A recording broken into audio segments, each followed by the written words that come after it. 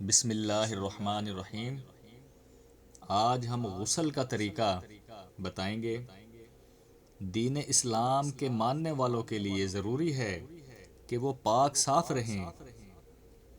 نبی کریم صلی اللہ علیہ وسلم کا فرمان ہے، الطہور شطر الایمان، یعنی پاکی صفائی آدھا ایمان ہے۔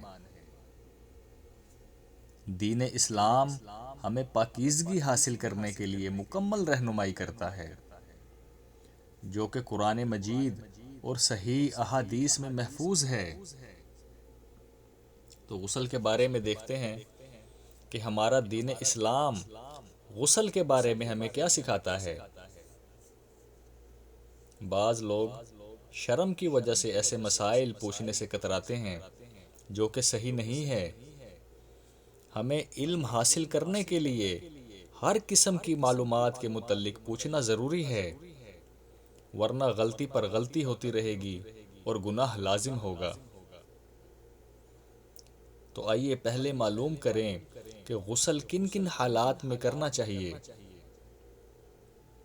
نمبر 1، جب آدمی اسلام قبول کرتا ہے، دائرہ اسلام میں داخل ہو جاتا ہے، تو اسے غسل کرنا لازم ہے۔ یہ ابن خزیمہ کی روایت ہے۔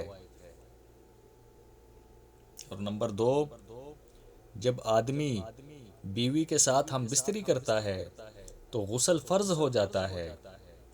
یہ مسلم شریف کی روایت ہے۔ نمبر 3، جب احتلام ہو تو بھی غسل فرض ہو جاتا ہے۔ یہ صحیح بخاری شریف کی روایت ہے۔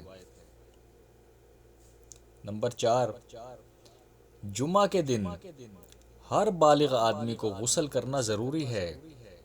یہ مسلم شریف کی روایت ہے۔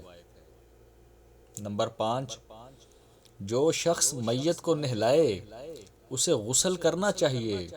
یہ ترمذی شریف کی روایت ہے۔ نمبر 6، احرام باندھتے وقت غسل کرنا ہوگا۔ یہ حاکم کی روایت ہے۔ نمبر 7، عورت کو ماہواری اور نفاس کے بعد بھی غسل کرنا فرض ہو جاتا ہے۔ یہ بخاری شریف کی روایت ہے۔ ان تمام چیزوں کے بعد غسل کرنا ضروری ہو جاتا ہے۔ اور غسل کرنے کا طریقہ یہ ہے کہ سب سے پہلے برتن میں ہاتھ ڈالنے سے پہلے ہاتھوں کو 3 مرتبہ دھوئیں، اور بائیں ہاتھ کو ہرگز پانی میں نہ ڈالیں، بلکہ دائیں ہاتھ کو سب سے پہلے پانی میں ڈالیں۔ یہ مسلم شریف کی روایت ہے۔ پھر بائیں ہاتھ سے اپنے پرائیویٹ پارٹ کو اور نجاست کو دھوئیں۔ یہ بخاری شریف کی روایت ہے۔ اس کے بعد بائیں ہاتھ کو زمین پر 3 مرتبہ خوب رگڑیں اور پھر اسے دھو ڈالیں۔ یہ مسلم شریف کی روایت ہے۔ لیکن آج کل کیونکہ زمین پر ہاتھ کو رگڑنے کا مسئلہ نہیں ہے، البتہ صابن سے اپنے ہاتھ کو اچھی طرح دھو ڈالیں، پھر اسی طرح وضو کریں جس طرح نماز کے لیے وضو کیا جاتا ہے۔ یہ بخاری شریف کی روایت ہے۔ یعنی 3 مرتبہ کلی کریں اور 3 مرتبہ ناک میں پانی ڈالیں۔ کلی اور ناک میں پانی ایک ہی چلو سے ڈالیں۔ یہ بخاری شریف کی روایت ہے۔ پھر 3 مرتبہ چہرہ دھوئیں اور 3 مرتبہ دونوں ہاتھ کہنیوں تک دھوئیں۔ یہ نسائی شریف کی روایت ہے۔ پھر انگلیاں دونوں ہاتھوں کی پانی سے تر کریں اور سر کے بالوں کی جڑوں میں خلال کریں، یہاں تک کہ سر کی جلد تر ہو جانے کا یقین ہو جائے۔ پھر سر پر 3 مرتبہ پانی بہائیں۔ یہ بخاری شریف کی روایت ہے۔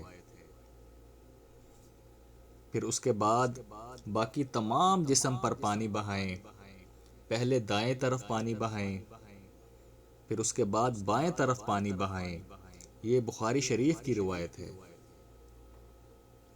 پھر دونوں پاؤں 3 مرتبہ انگلیوں کے خلال کے ساتھ دھوئیں۔ پہلے دائیں پاؤں کو پھر بائیں پاؤں کو دھوئیں۔ یہ بخاری شریف کی روایت ہے۔ بس یہی غسل کا طریقہ ہے۔ اس کے علاوہ کچھ متفرق مسائل ہیں، یعنی پانی میں فضول خرچی نہ کریں۔ یہ ابو داؤد کی روایت ہے۔ اللہ کے رسول صلی اللہ علیہ وسلم جب غسل فرماتے تو صرف 1.25 ساع یعنی 4 کلوگرام پانی استعمال کرتے تھے۔ یہ بخاری شریف کی روایت ہے۔ نہاتے وقت مکمل پردہ کریں۔ یہ ابو داؤد کی روایت ہے۔ اگر کوئی شخص بند حمام میں برہنہ نہائے تو جائز تو ہے، لیکن بہتر یہی ہے کہ وہاں پر بھی سطر کو ڈھانپ کے رکھے۔ فرض غسل کرنے کے بعد دوبارہ وضو کرنے کی ضرورت نہیں ہے۔ یہ ترمذی کی روایت ہے۔ بس یہی غسل کا طریقہ ہے۔